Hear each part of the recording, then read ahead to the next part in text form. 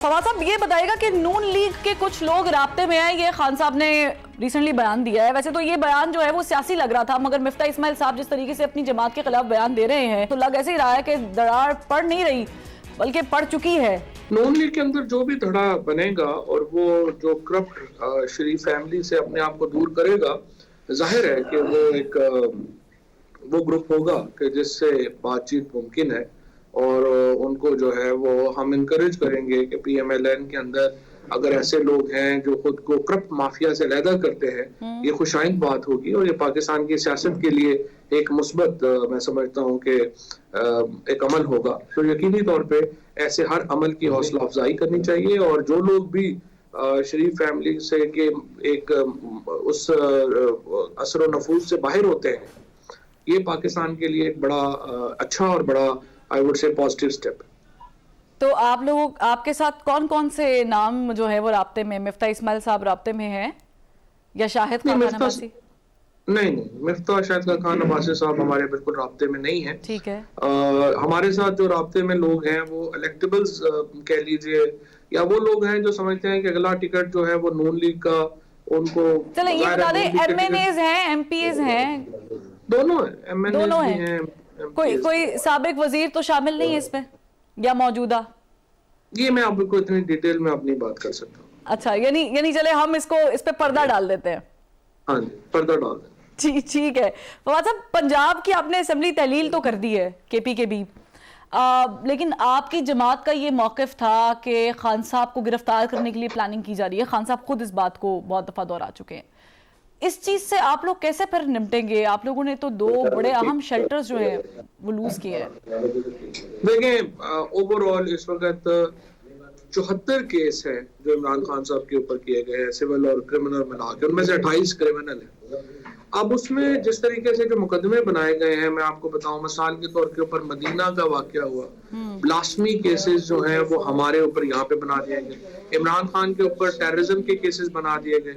उसके बाद आप देखें, इलेक्शन कमीशन के बाहर एहतजाज हुआ, इमरान खान इलेक्शन कमीशन में थे ही नहीं, वो बनी गाला थे, इमरान खान के ऊपर टेररिज्म का केस हो गया। अब ये देखें, ये इस तरह के मुकदमात हैं तो उसको क्या कहा जाए? यही है ना कि उनको गिरफ्तार करने की कोशिश और तैयारी है, इसके अलावा क्या है? पंजाब की सदारत देने की बातें हो रही हैं परवेज इलाही साहब को, PTA की, तो ये अभी कोई बात नहीं हो रही, इस तरह की कोई बात नहीं, कोई बात नहीं हो रही है। अगला वजीर आला होगा परवेज इलाही साहब को, देख रहे हैं हम पंजाब के? अभी इलेक्शन होने दें, फिर उसके बाद देखेंगे क्या बनता। अच्छा, यानी इस पे उनके साथ मामला तय नहीं पाए?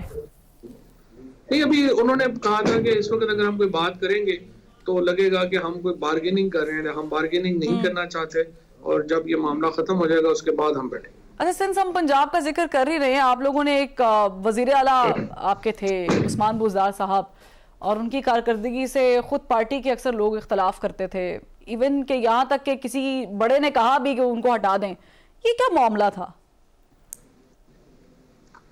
ये मामला तो अब काफी हद तक सामने आ ही चुका है। उसमें ख्वाहिश थी, एस्टेब्लिशमेंट की ख्वाहिश थी कि उनको हटा दिया जाए, और बिल्कुल आप ठीक कह रही हैं, पार्टी के अंदर भी एक ओपिनियन थी, लेकिन बहरहाल उस फैसले को इमरान खान साहब ने एंडोर्स नहीं किया, और in the end actually Imran Khan से ही साबित हुआ। उनका यही था कि अगर हम इसको हिलाएंगे पंजाब को तो फिर एक पूरा इसका जो हुकूमत है वो हिल जाएगी, क्योंकि ग्रुपिंग विद इन बहुत ज्यादा है। अच्छा, अल्टीमेटली तो खान साहब की बात सही साहब, हटाया तो एस्टेब्लिशमेंट आपने खुद जिक्र कर दिया, लेकिन बनाया किसकी ख्वाहिश पे गया था? इमरान खान ने फैसला किया था ना कि पार्टी में इमरान खान ही फैसले करते हैं। लेकिन उस टाइम बहुत सारे फवाद चौधरी साहब बड़े नाम थे, अलीम साहब का नाम था, जहांगीर तरीन साहब का नाम था, इन सारे नामों में से बुज़दार साहब पर ही क्यों? मेरा ख्याल है कि ज्यादातर लोग जो हैं वो एक दूसरे पे मुतफिक नहीं थे और ग्रुपिंग ज्यादा थी, तो इसलिए आप कहते हैं डार्क हॉर्स के तौर के ऊपर बुज़दार साहब का नाम आ गया और फिर PM ने एंडोर्स कर दिया, तो बस हो गया। यानी उस वक्त पार्टी में अलीम खान के नाम पर और जहांगीर तरीन के नाम पर इख्तलाफ चल रहे थे? इख्तलाफ थे। आपकी अपनी राय क्या थी? वो तो अब हो गया, अब पार्टी खत्म हो गया, गवर्नमेंट चलेगी। हमने अपनी राय जब वो थे वज़ीर आला उस वक्त कई दफा दे दी, अब तो खत्म हो गई बात। अब शाह महमूद कुरैशी का नाम तो नहीं था दौड़ में वज़ीर आला की? सब तो इलेक्शन हार गए थे, उस वक्त नहीं थे वो। ठीक है। अच्छा, सिंध में आप लोगों के साथ क्या हुआ है? पंजाब में तो चले आप लोगों ने बड़े बोल्ड स्टेप ले लिए, लेकिन सिंध में आपके 14 MNAs भी थे, उसके बावजूद, और कराची में तो खैर मैं फिगर्स भी कोट नहीं करना चाह रही हूँ, ये क्या हुआ आप लोगों के साथ? देखिए सिंध में एक तो जाहिर है कि आपके सामने ही है, धांधली जिस तरीके से हुई, जो फुटेजेस है वो आपके सामने है। ईवीएम अगर इस्तेमाल होती तो मामला बिल्कुल मुख्तलिफ होते, और ये सारी चीजें जो है वो बिल्कुल आपके सामने है। लेकिन दूसरी तरफ ये भी हमें मानना चाहिए कि हमारी जो तंजीम थी, जो इस तरह इमरान खान साहब ने कहा है बीबीसी को, कि वो इतनी ताकतवर नहीं थी कि वो लोग, अगर आप धांधली जितनी मर्जी हो, अगर 50-55% की पोलिंग हो जाए ना, फिर धांधली नहीं होती, फिर धांधली मुमकिन नहीं रहती। हमारा जो फेलियर था वो असल ये था कि हम लोगों को, अगर तंजीम होती मजबूत और वो लोगों को निकाल पाती घरों से, वो जरूरी था।